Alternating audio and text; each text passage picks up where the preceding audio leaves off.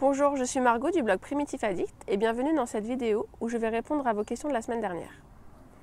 J'ai donc sélectionné un thème qui revient assez régulièrement, la frustration. J'ai sélectionné pour vous 3 commentaires auxquels je vais tâcher de répondre.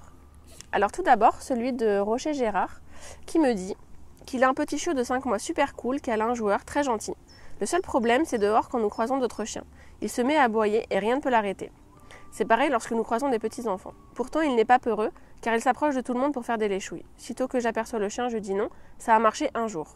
Alors, tout d'abord, ne dites pas non, surtout quand il croise un autre chien. Parce que vous allez lui dire, de façon indirecte, que dès qu'il croise un autre chien, ce n'est pas bien puisque vous dites non. Alors, peut-être qu'il n'arrivera pas à comprendre que c'est parce qu'il aboie, il va peut-être comprendre que c'est simplement parce que vous ne voulez pas de contact avec l'autre chien. Donc vous allez peut-être créer un nouveau problème qui va être peut-être l'agressivité. D'après ce que je lis, ce serait plutôt un aboiement de frustration, parce qu'apparemment il n'a pas peur, comme vous dites, et puis il n'a pas l'air agressif puisqu'il fait des léchouilles, etc. Donc le mieux, c'est déjà de ne pas lui dire non, de le déstresser, de vous déstresser aussi, et dès qu'il aboie, vous restez sur place. Vous ne le tirez pas, mais simplement vous restez sur place, et dès qu'il se calme, même 3 secondes, vous le récompensez en le laissant aller voir l'autre chien. Sa récompense d'être calme, c'est d'avoir ce qu'il veut. Et la frustration, c'est un peu ça. Vous voulez qu'il apprenne à gérer ses émotions. Parce que je pense que l'aboiement, c'est aussi un débordement d'émotions. Vous croisez un chien ou un enfant en laisse, vous ralentissez, vous stoppez. Dès que le chien n'aboie plus, vous y allez, vous lui donnez ce qu'il veut, donc allez voir le chien ou l'enfant. À force, il va comprendre que dès qu'il arrête d'aboyer, il a ce qu'il veut. Normalement, ça devrait s'arrêter assez rapidement avec quelques petits exercices. Surtout, ne dites pas non.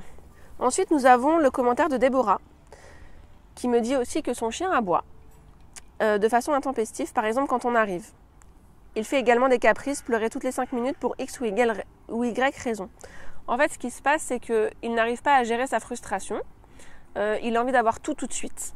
Donc, il le manifeste en aboyant ou en sautant sur sa maîtresse, parce que c'est comme ça qu'il aura de l'attention. Déjà, d'une part, il faut l'ignorer. Comment ignorer un chien? Vous ne le touchez pas, vous ne lui parlez pas et vous ne le regardez pas. Ça, c'est vraiment ignorer un chien, sinon vous ne l'avez pas ignoré.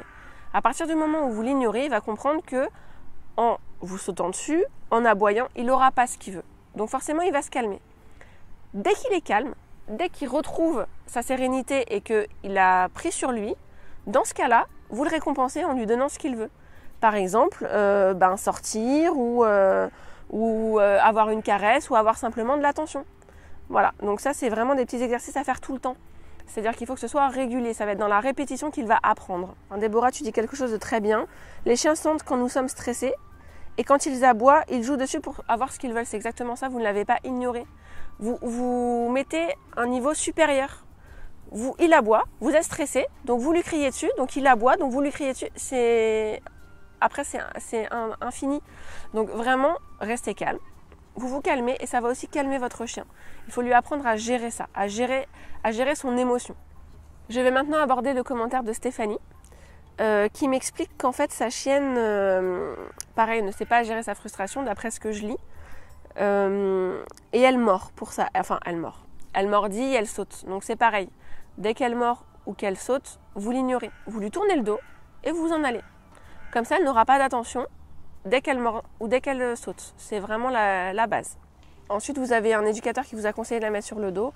C'est vraiment pas la solution, d'une part parce que ça n'apporte rien. La chienne ne va pas comprendre pourquoi elle est sur le dos. Ça va en plus accentuer sa frustration, son mal-être, son inconfort. Et elle va d'autant plus manifester des signes d'énervement. Donc ça n'a aucun intérêt, à part de bousiller le chien selon moi. Les méthodes positives, c'est super. Quand vous travaillez avec le harnais, pour lui mettre le harnais avec le clicker, c'est top. La brosse également. Cependant, je lis que vous mettez des croquettes. Peut-être passer à des friandises de plus haute valeur, afin qu'elle ait vraiment un intérêt à se faire brosser ou à mettre le harnais. Sinon, continuez comme ça, c'est parfait. Quand vous dites sans brutalité mais avec fermeté, c'est tout à fait ce qu'il veut. C'est tout à fait ce qu'il faut et c'est tout à fait ce que je recommande. La brutalité n'est pas une solution, la fermeté est cependant très importante, surtout pour gérer la frustration.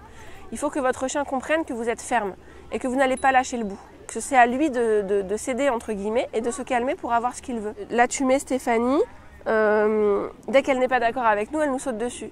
C'est parce que justement elle n'arrive pas à gérer son émotion. Quand vous lui lancez la balle, ce que je disais tout à l'heure, vous attendez qu'elle se calme pour lui lancer. Si elle n'est pas d'accord avec ce que vous faites, déjà posez-vous la question pourquoi.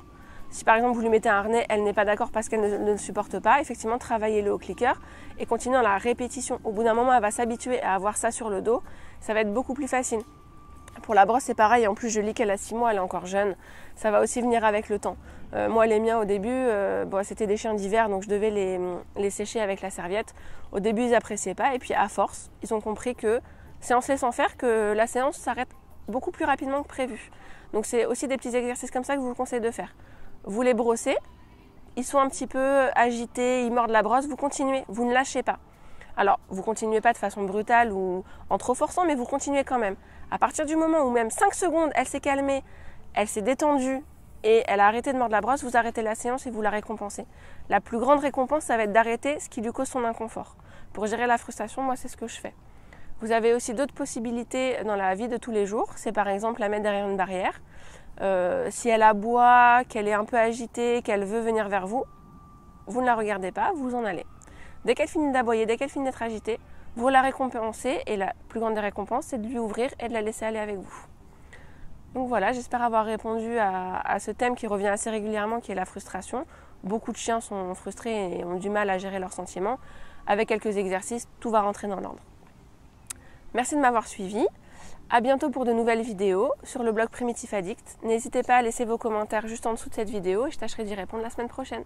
À bientôt.